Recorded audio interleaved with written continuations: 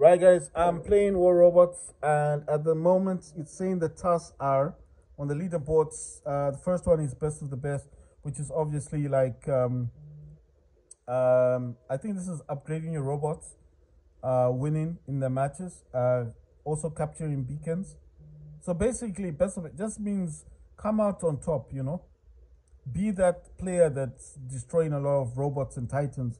So, and in the end, you get a decay weapon, which is radiation weapon.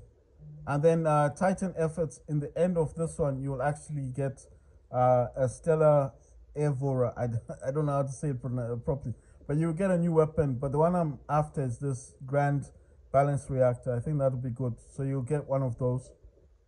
And with this one, it's quite simple.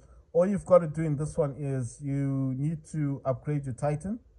You also need to deal damage and destroy opponents, and you need to just do as much damage as you can with your Titan.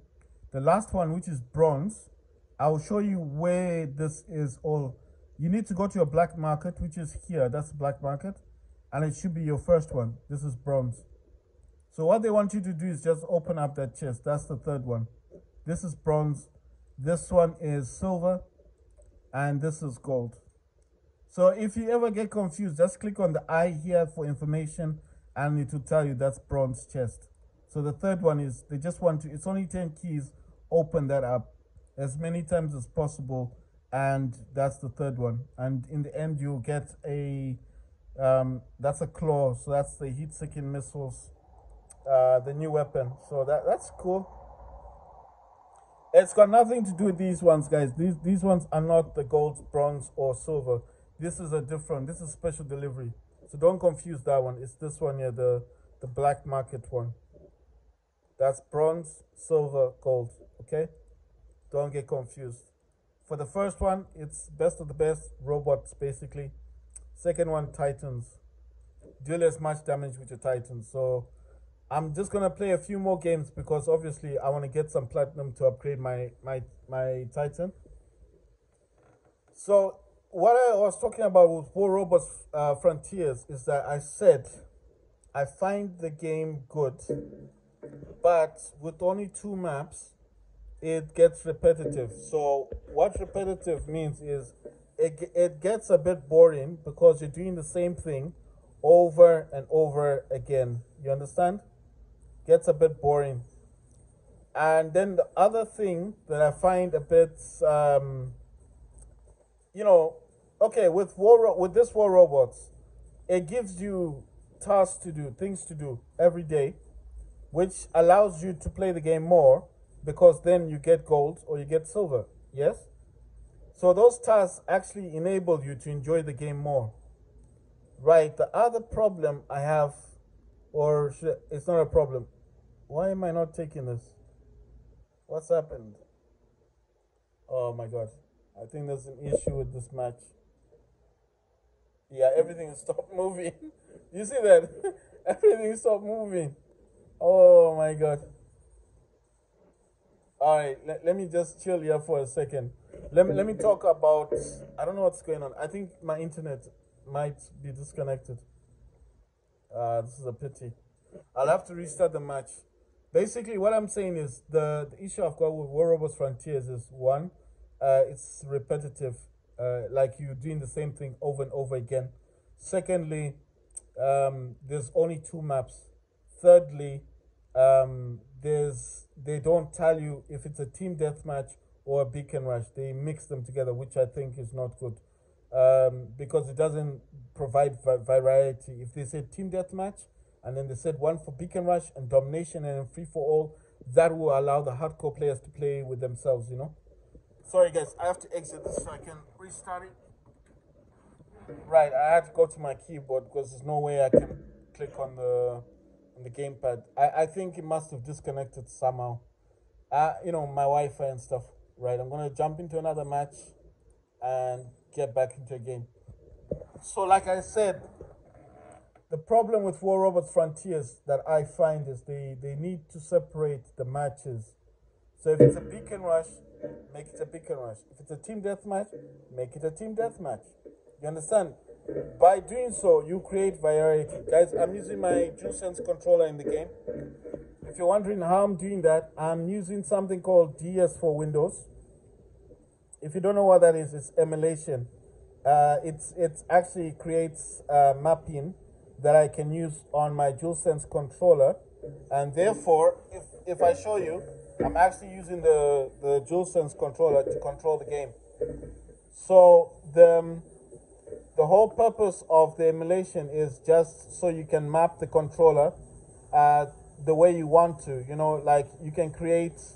I don't know how to put it. You can make buttons do what you want them to do. Like in Farlight 84, I have it mapped, and I've mapped it in such a way that I prefer it.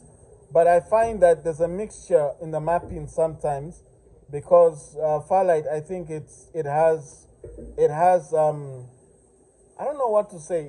It has controller functions already for your PlayStation controller. I would need, you know what? I need to actually test that game. So after this match, I just wanted to get a bit of platinum for my Titan. After this match, I'll play Farlight, and I'll actually test it, because I noticed that with my mapping, sometimes it has its own, I don't know how to say this. It has its own control mechanism, you know, like its own mapping for the PlayStation controller. So I just noticed that today, like when I was playing it, like if I wanted to press on the you know, on some of these buttons, I map them, you know, so I can actually use it for my, oh my god, that's a shell. So I can actually use it on my suit, you know. Do you understand the suit that you wear on Firelight? Like you can make your, I don't know, I don't know what to call it. Okay, sorry, it's the shield that you get starts off in gray, goes to green, blue, and then goes to purple, and then it ends off with red, isn't it? Those are the colors for the shield. So like I was saying, that I had programmed some of these buttons to work as a V, because V is what allows you to change your shield. But I noticed when I tried to play the game that some of the buttons are already mapped to the PlayStation gamepad. So that's what I was trying to say. That I found that even though I mapped the gamepad, it was not letting me. Oh my god! It wasn't letting me do what I want to do. Like if I clicked on the top here, it'll do something else. Ah, damn it! Let me just aim for this. Is that a Titan? I can't actually tell what this is. Oh, that's a robot. Oh, that's the Butch robot. What? That's crazy. I thought it was a Titan, you know? I thought it was a Titan. What's going on with these guys? No, that's crazy. I thought it was a Titan. That's the Butch. That's a very old robot. I don't understand what's going on in this thing. There must be a challenge somewhere, because I haven't read about that yet. I mean, I don't really have old. I've got a Butch robot, but mine is level 9. I upgraded mine all the way to the top. Oh my god, this guy's gonna destroy me with fire. I need to get in close, cause as much damage as possible. I'm using my invisibility. I'm using my Vajras. Ah, damn, I didn't destroy him. Dirty. Right, so what I'm saying is, I mapped the controller the way I wanted to for Farlight 84. I created a profile on DS4 Windows, because you can create profiles. When I tried to use a profile for Farlight 84, using my DualSense controller to play the game, you understand, the profile would have mapping that's attached to my my gamepad. So how does that work? You create the mapping and then you use it in the game. Wow, I finished everything. No, it says win 2 battles. No, I can't do that. I'm just gonna leave it for now. Look, I finished it all. The Clang thing, it's just that my Clang isn't very active. My Clang is not very active on Steam, so even if I was able to get into a match, I'm sure there would be me and maybe one active person. I can actually show you guys that actually. And let me go into the Clang thing if I can find it. Where's the Clang? Okay, that's create a squad thing. No, I want to look for my Clang. That's the wrong one. Okay, I think it's this one. Now look at the ones that are active. Just me and this one other player. That's it. Just me and this other player here. You see that? You can tell because it's actually written the numbers. Mine is minus 23. His is minus 171. So he's active. Maybe he's not playing right now, but I'm active. You see? And look, 1 out of 21. So if I was to do this Clang, you know, challenge, how many people is gonna join? Just me and the other players offline. So what's the point? That's why I'm saying there's no my Clang is not very active, unfortunately. You know what? I'm gonna come back into this game later and jump into it.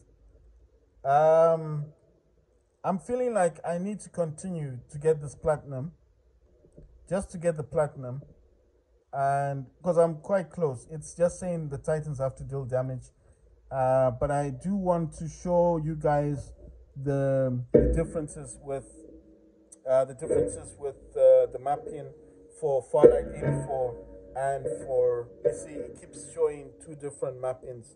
It's got mappings for the Steam controller, and then it's got mappings for the one controller that I'm using, which is, like I said, the emulator I'm using is called DS for Windows. So that sometimes emulator isn't recognized on Fallout 84. So what I want to do is basically I'm going to leave it for now, and then no, I mean, look, even if I continue playing like right now, I'm just gonna get that platinum and then possibly persevere. But I'm thinking, okay, let me have one more match and then I will go to Fallout 84. Let me make another video, guys.